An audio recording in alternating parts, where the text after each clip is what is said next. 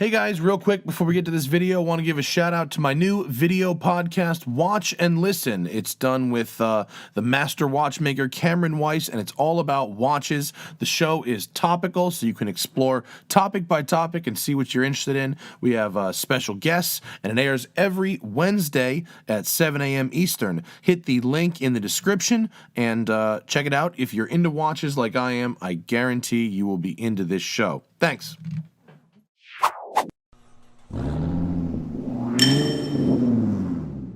Hello everyone, welcome to the pit at Road Atlanta. This is truly one of America's finest racetracks. It's long, it's hilly, it's fast, it's beautiful, and I'm here on GM's dime. I'm actually down here today really to test the Corvette ZR1, which is coming out, doing that for Road and Track, doing a video also. But seeing that I have never driven Grand Sport, and they have Grand Sports here, how am I going to pass on an opportunity like this? So, the basics of the Grand Sport, if you don't know. You take your Corvette Z06 body and chassis, and you then install the regular 465 horsepower LT1 from the standard Stingray. You have a naturally aspirated engine that should be good to get romped on no matter the hot track day or whatever, and then you get the Z06 wider bodywork and the handling of that package. You also, on this particular vehicle, have some luxury options. You also have ceramic brakes and optional Cup 2 tires, since we're going to be at the track. It's optimized. So, what do you say we have a go? Yep. All right, I'm going to head out on Road Atlanta right now. Thank you, GM, for letting me do this. I know it makes you nervous to have me on the track by myself and not in the lead follow, but here we go.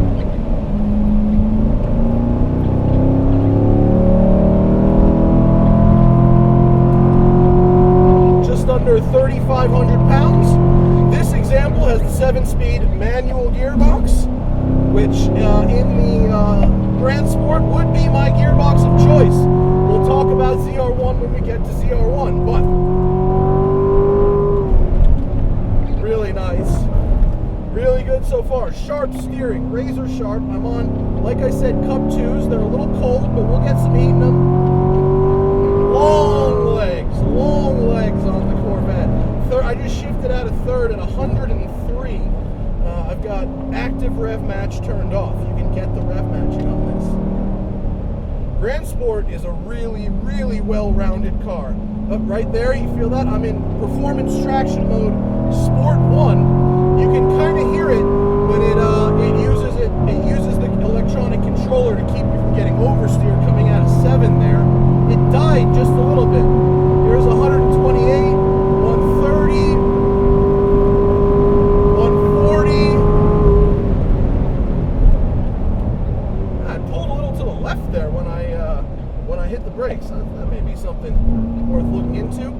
Although the ZR1 and the Grand Sport both have ceramic brakes, they're not the same ceramic brakes. The ZR1 does have a more advanced rotor than this. These are the same ceramics, optional. They're $9,000. The same ones you get on the Z06. 122 on the front straight there. I just saw before braking for one up the hill. This car has really, really nice balance. It talks to you. The steering feels pretty good. I like that they repaved 3 there. For some reason, traction control was kicking in, and I just realized why. It wasn't all the way off. Interestingly, these cars feel like they have a bit of overrun. When you get off the throttle, it doesn't quite want to. It's like got an extra quarter second of power. It's weird. Oof, fantastic brakes. Really stood on them there, and I was right on the seatbelt there with that one. All right, let's see what happens coming out of 3 here with traction control now. Ah, there we go. Yep. Listen to that. They know how to make this thing sound good. Shift lights in the digital cluster, so I don't really have to watch my RPMs. There's 130 coming across. 140.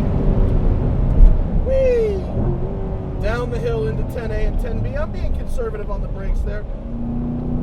Supposedly these ceramic discs are lifetime parts, but the pads need to be changed, you know, less frequently than steels, but still some. Coming through 12 high G's on the Cup 2s, flat to the floor.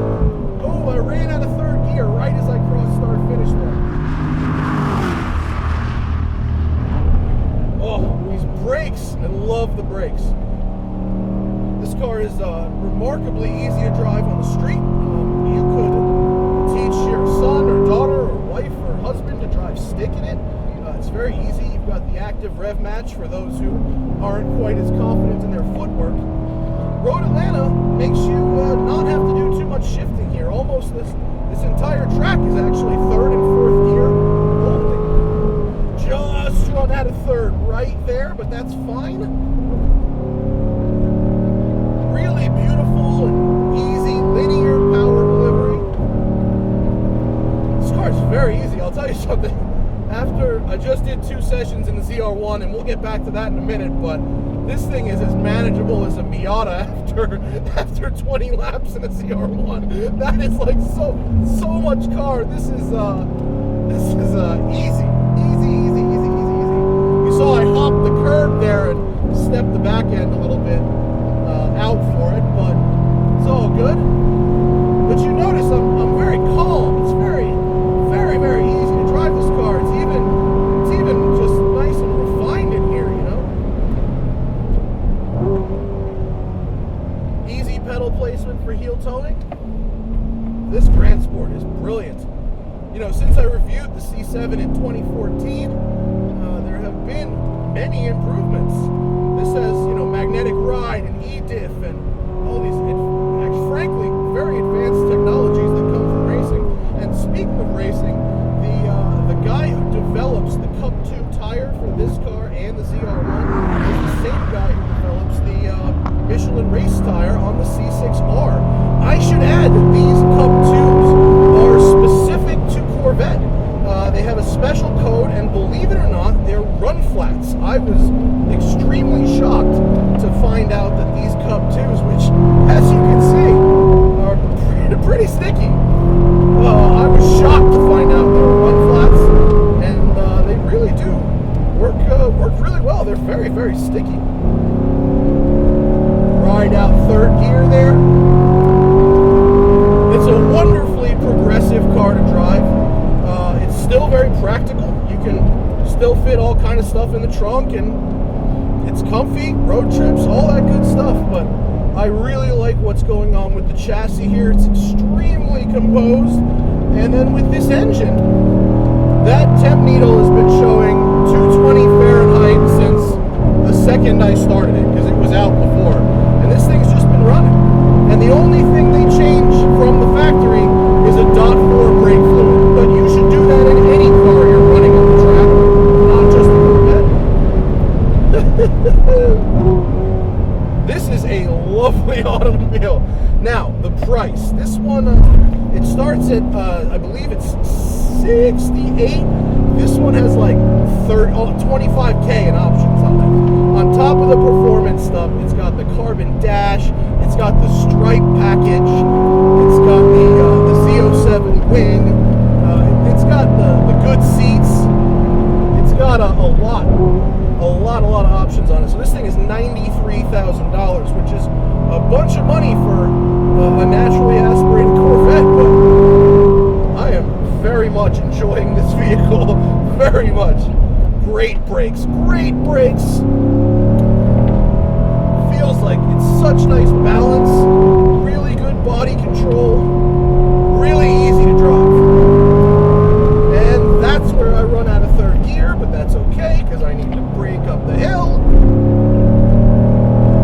And with that wave of torque, I think it's 455 pounds torque, you ride the wave of torque. You almost, in pretty much every section of this racetrack, you want to be a gear higher than you think. This is a tight right corner, slowest corner on the track, but it's actually third, and I'm in 3,200 RPM in third gear coming out of there. Very good stuff. Very good stuff. Woohoo! There's 120.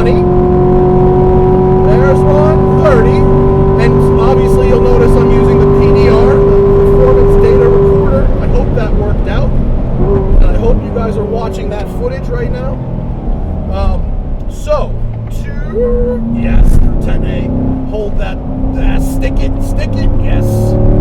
Oh, what a great car. I'm going to short shift 4th there, and then I'll try and ride 4th through 12 and see how that works. Up, that's the one. You definitely want to be in 4th there, because now I don't have to upshift. Yeah, now I can do just the downshift here. Lovely, lovely, lovely car.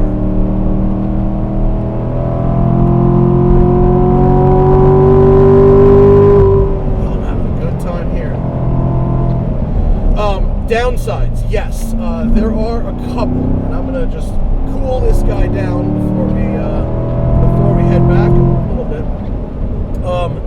Some of the body work on some of the cars here at the launch are not quite perfect. Some of the panels are lined up in a bit of a wonky way. Also, I've seen varying build quality. I mean, I'm surprised that the ones here at the launch are a little off, but you look at rental cars and stuff like that, and some of the panel gaps up here, they can be a little inconsistent, you know, and so there's that. But that's it. I mean, and then also you're spending $93,000 for this Corvette, which is a lot of money for a Corvette. It brings you into, you know, some of that nicer stuff. However, the performance is amazing. It is a nice place to spend your time in general. I've got the air conditioning cranked. I got my cooled seat going right now. It does have a lot of space. I'm almost comfortable with a helmet. Almost comfortable. I can obviously get it done, but it's not ideal. But overall, they've done a really good job here. Oh, my only other complaint is about the 7-speed shifter and how it's easy to go for 5th and accidentally end up in 7th. It doesn't have a more defined detent the way that the Porsche 911 7-speed does now. So it's very easy, and it happened to me a few times on my drive today where I went for 5th and ended up in 7th. Now, that's not great. I'm sure you can get used to it, but it could be better. It could be designed better. It could be a little more resistant. I think GM didn't want people complaining that it would be too hard to push in, but I think they need to study some of those Porsches and see about that. But wow, a very impressive car. Super happy with this thing. I mean, there's not a whole lot better than a Grand Sport at Road America, except maybe a ZR1 at Road America. So I'm going to get out of this car. I'm going to get into that car, and we're going to talk about 755 horsepower on this racetrack, and you're going to see just how startling an experience that can be. Thanks. Bye.